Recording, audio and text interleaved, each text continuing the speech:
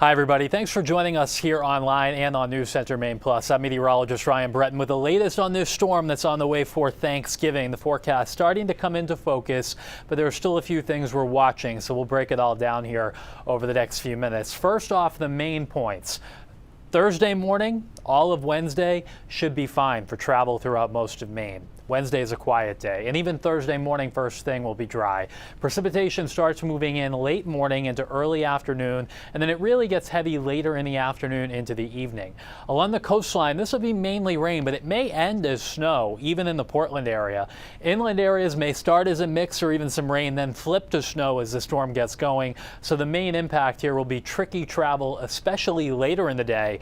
And the snow will be pretty wet and pasty too. So in some of the jackpot spots that get more than 5-6 inches of snow, we may have some issues with power outages Thursday night as the storm wraps up. So this is a look at the map Wednesday at 8 o'clock in the morning. High pressure actually over the East Coast. So if you're doing any traveling up and down the East Coast on Wednesday, the weather will be fine. And at this point, the storm isn't really organized yet. Still pretty weak out over Kansas and Oklahoma. But as it moves to the east during the day Wednesday, it'll gather some moisture from the Gulf of Mexico and the Atlantic, and you can see the precipitation shield blossom and expand as it moves into the northeast Thursday morning.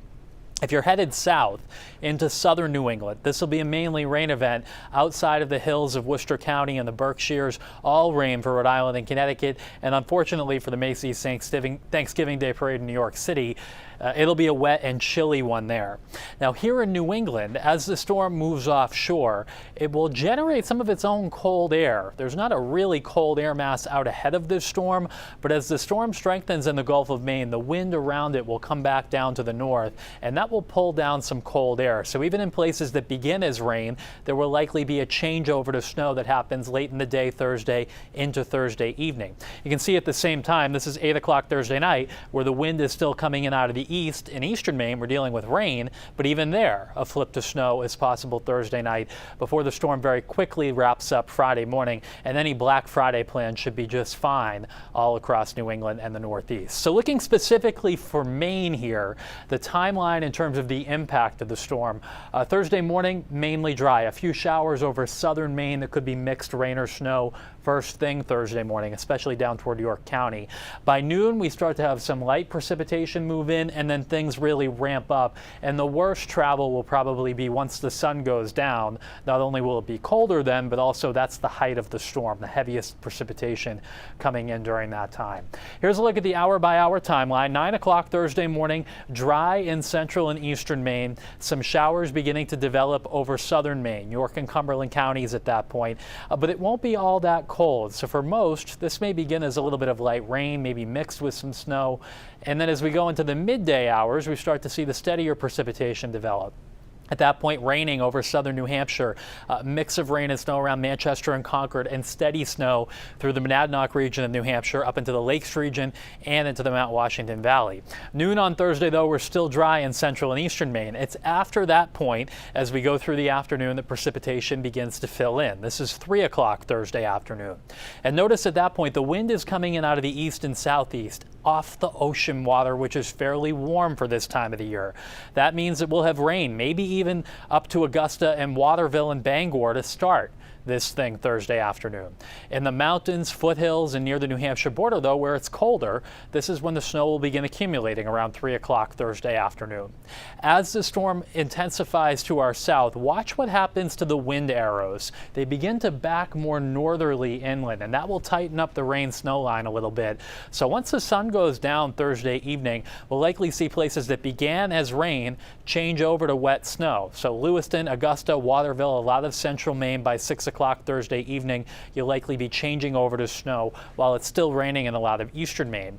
On the immediate coastline, though, that'll be a tougher battle, but it may still happen as we go through Thursday evening. If the wind backs down just enough to the north, we may push the rain-snow line very close to Portland, even into places like Sanford, Alfred, certainly northern York County. You'll be snowing at a pretty good rate at this point.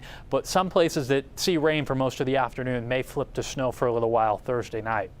This is likely the height of the storm inland, tough travel through central Maine at 9, 10 o'clock in the evening. But at that point, the back edge will be coming into New Hampshire, and that spreads east overnight. So we may end as some snow in down east Maine late Thursday night and early Friday morning, but the storm very quickly pulls away after that. And by sunrise on Friday, other than some lingering snow showers in northern Maine, this is pretty much a done deal for us. And the good news is the temperatures don't crash on the backside of this storm, so it should be a fairly manageable cleanup Friday morning.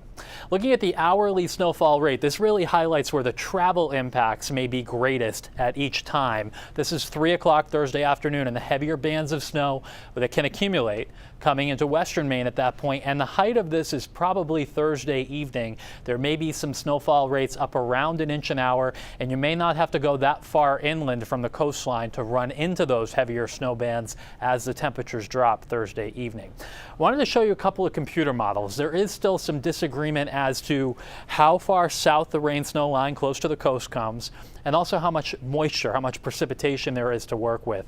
This is probably the low end inland, but the higher end, our European computer model, continues to put out some amounts over 6 inches, particularly in the mountains. So I expect that tomorrow on Wednesday we'll fine tune things a little bit. But the message you get from both of these models is that you've really got to be inland to run into the significant snow. So putting that all together, this is our snowfall forecast. The area shaded in green here on the coast begins as rain, but may flip over to snow during Thursday evening, and some accumulation is possible even as far south as Ogunquit, Biddeford, Saco, the greater Portland area, through the mid-coast and even into down east. Your accumulation would be Thursday night if you do get anything, but there could be a slushy inch in some spots here.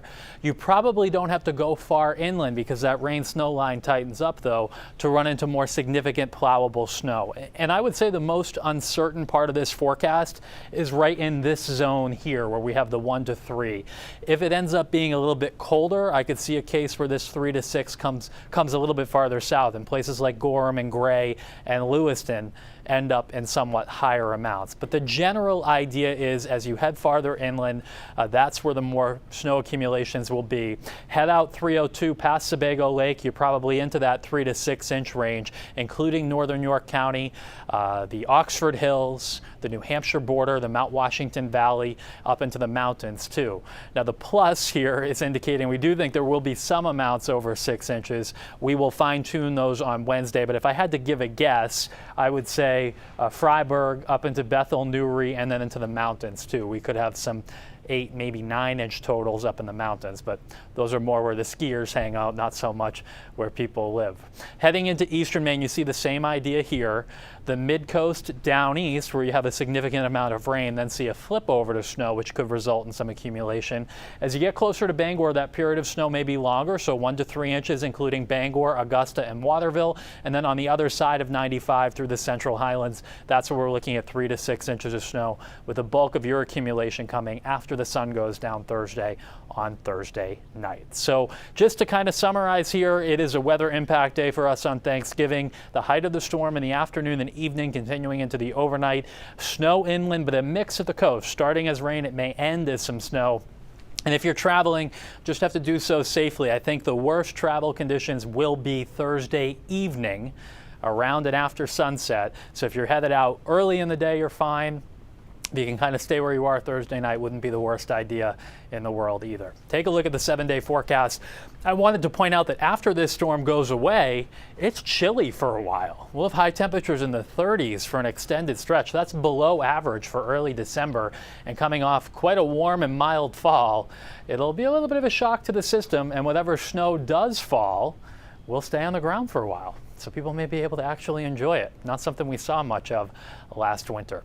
We will have you updated, newscentermaine.com, News Center Maine Plus, our streaming app, and of course on our News Center Maine broadcasts as well between now and then.